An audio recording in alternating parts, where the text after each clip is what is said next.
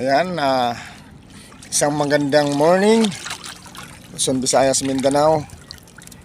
Nandito po ako sa Ilihan, Batangas City, Barangay Ilihan. Ito po yung pinakasentro. Ayun ang simbahan ng Barangay Ilihan sa San Miguel Church. Ayan. Ito, mga kasama ditong nagpipishing. Talagang wala pang kumagat, guys. Mahina pa yung ano. Oh. Walang kumapit. Mahina ang ano. Mahina ang kapit ng isda. Hindi talaga siya ano. Hindi na katulad ng dati, yung kaliksihan talaga ng kubit. Talagang dito pa lang, dito sa tapat na to, namumutol talaga ng tansi ang mga isda dito pag humila. Ngayon wala na. Oh, lubay. Kahit kulapo lang sana na brown, okay na eh. Quality din naman yan. Sino kaya yung isang yun? Ano sila, kaskas guys, ang ginagawa nila. Puro kaskas. Yung dalawa, papahila. Ikot-ikot. Mayroong namana doon, oh. Yung banda. Sa likod ng bangkang, yung isang bangka na may mamana doon. Sa likod. Wala na, yun, oh. Ang kanluran, oh.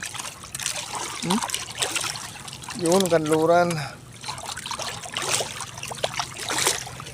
Kailangan dito talaga ng buya, payaw para silungan ng isda. Malapit na lumabas yung araw, oh. Na ano na, nautay na, gumuhit na. Mamaya pag nakaramdam ng init, batsi na. Wala akong ano, wala akong jacket, oh. Wala. Ang pang balot sa mukha.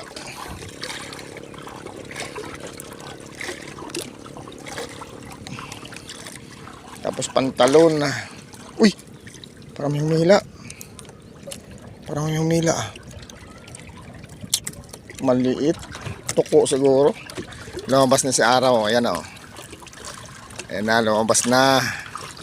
Oh, tumasakto sa ano, tower ng globe, yung tumama sa tower ng globe. Akala mo yung ano, tower ng globe parang nasunog yung baba, oh. Tama guys. Diba? Yun, lumabas na si Haring Araw. Haring Araw. Tumaas na. Yan na, si Haring Araw. Yung gusto mo yung paikot, eh. Oh, umikot ako, oh. Umikot. Yan yung tatlo. Magpapahila. Nagkakaskas itong isa. Yung isa din, yung isa naman nagpapahila din, oh. Ako, ug-ug ako. Hay-hay ang akin, guys. Hay-hay. Diyan ako sanay ano, sa hay-hay. Pag nakahuli ng pamain, lumahan, kalapato, yan, saka ko pinapain para makahuli ako ng malaking isda. Ganun ang aking pamamaraan. Ayan. Nag-ano din naman ako, nag-ano din naman ako yung tawag dito, nagpapain palas, kaso lang sobrang dami ng trigger fish dito, yung kulay itim, pakpakan kung tawagin dito, ay hindi obra yung ano, yung pamain. Bago makababa, ano na, kinakain na ng mga trigger fish yung pamain mo, kaya mahirapan ka talaga makahuli. Ang gagawin dyan, mga soft bait na lang gagamitin. Soft bait na lang. Gagawa ka ng mga soft bait. Nangyayari sa mga tsinelas, pwede yan.